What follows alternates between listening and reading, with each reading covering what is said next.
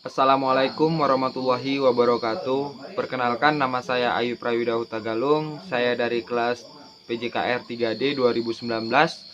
Saya akan menjelaskan tentang struktur silabus, komponen silabus, dan Peraturan Menteri Pendidikan dan Kebudayaan Nomor 22 Tahun 2016. Yang pertama yaitu komponen silabus.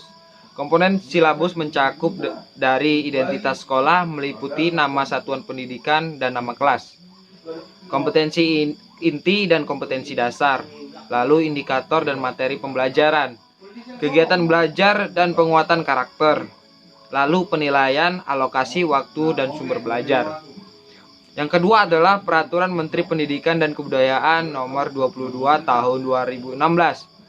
Permendikbud Nomor 22 Tahun 2016 tentang standar proses pendidikan dasar dan menengah. Di sini saya akan menjelaskan beberapa prinsip untuk menghasilkan hasil yang maksimal dari kurikulum 13 sendiri. Prinsip pembelajaran yang digunakan untuk menghasilkan hasil yang maksimal dari kurikulum 13 sebagai berikut, yaitu dari peserta didik diberitahu menjadi peserta didik mencari tahu. Jadi yang sebelumnya peserta didik itu diberitahu oleh guru, oleh dosen, dan sebagai macam pembina.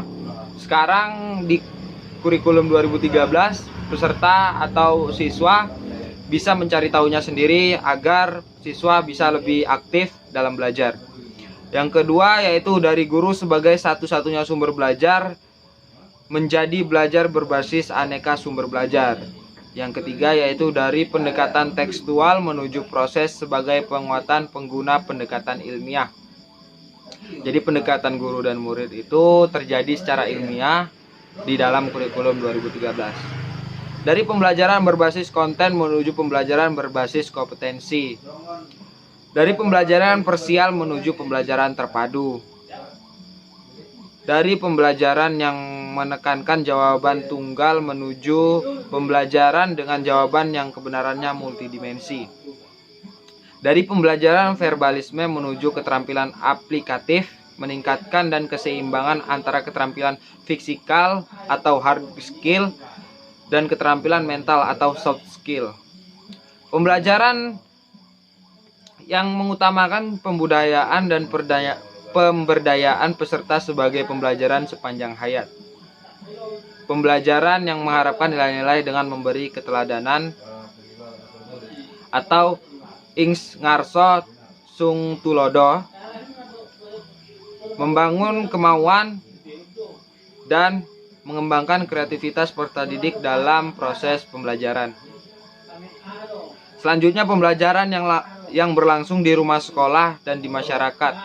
Jadi siswa tidak hanya mendapatkan pembelajaran atau pengalaman dari sekolah, melainkan ia juga harus mendapatkan pembelajaran dari masyarakat. Pembelajaran yang mengharapkan prinsip bahwa siapa saja adalah guru, siapa saja adalah peserta didik, dan di mana saja adalah kelas.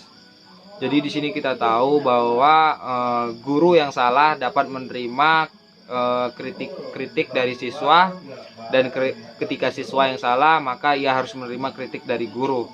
Itu bisa dilakukan di mana saja selain di sekolah, di masyarakat maupun di sekitar kehidupan lingkungan. Dan yang terakhir adalah pemanfaatan teknologi informasi dan komunikasi untuk meningkatkan efisiensinya dan efektivitas pembelajaran. Jadi untuk sekarang zaman diglobalisasi ini, kegiatan belajar mengajar dapat disandingkan dengan teknologi yang ada di zaman sekarang, contoh Android dan laptop. Dan sekarang di kurikulum 13 juga ujian nasional dilakukan secara online atau berbasis Android. Itulah penjelasan saya tentang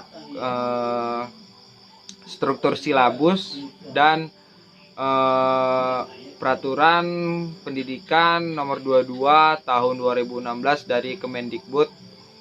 Saya akhiri presentasi saya. Terima kasih. Assalamualaikum warahmatullahi wabarakatuh.